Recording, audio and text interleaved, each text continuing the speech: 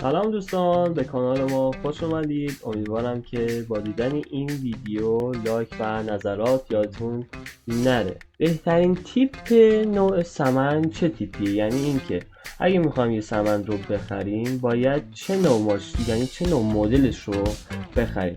تقریبا 2 دهه پیش بود، تو سالهای 1380 یه ماشینی ایران خودرو میخواست ملیش کنه به اسم سمن و تبلیغات زیادی هم انجام داد روش و امروزه الان تقریبا 22 سال میشه که 21 سال 22 سال میشه که سمند اومده توی بازار ماشین ها و یه ماشین خوش‌فرم و خوشکاراییه.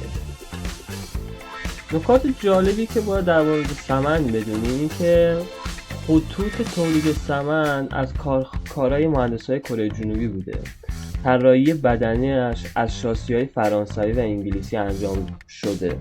حالا با این بدنه از ژاپنیا طراحی شده. پولفرتم سمن از نظر فرانسوی ساخته شده و یه ماشین بسیار خوش‌فرم، جادار و محکم میتونیم بگیم هستش.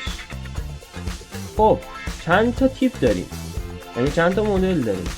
سمند X7، سمند EL، سمند LX، سمند CA، سمند سورن و سمند سریر.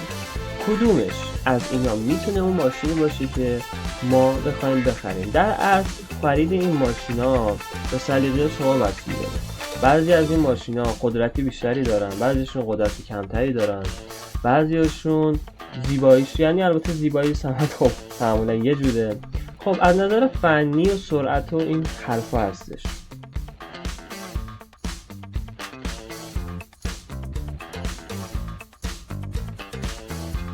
ولی کدوم مدل سمن رو ما بخریم یعنی به درد میخوره، یعنی مدل بهتری از همه مدل هایی که الان براتون گفتم؟ به طور کلی EF7 نسبت به XU7 یه مقداری برتری داره. چطور؟ حالت گازسوزش یک مقداری قدرتی بیشتری داره. احتمال خرابی موتورش نسبت به XU7 البته بیشتره.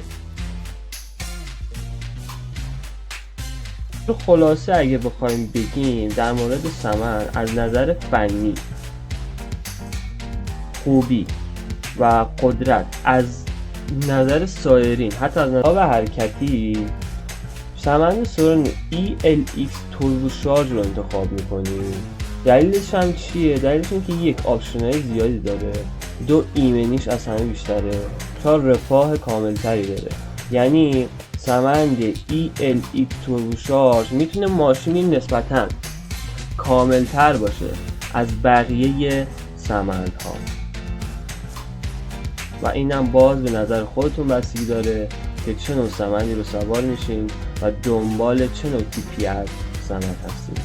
ممنونم که تا اینجا این ویدیو رو دیدید. حتما نظر و لایک و دنبال کردن رو از یاد نبرید. تا ویدیو بعدی میسپارمتون به خدا.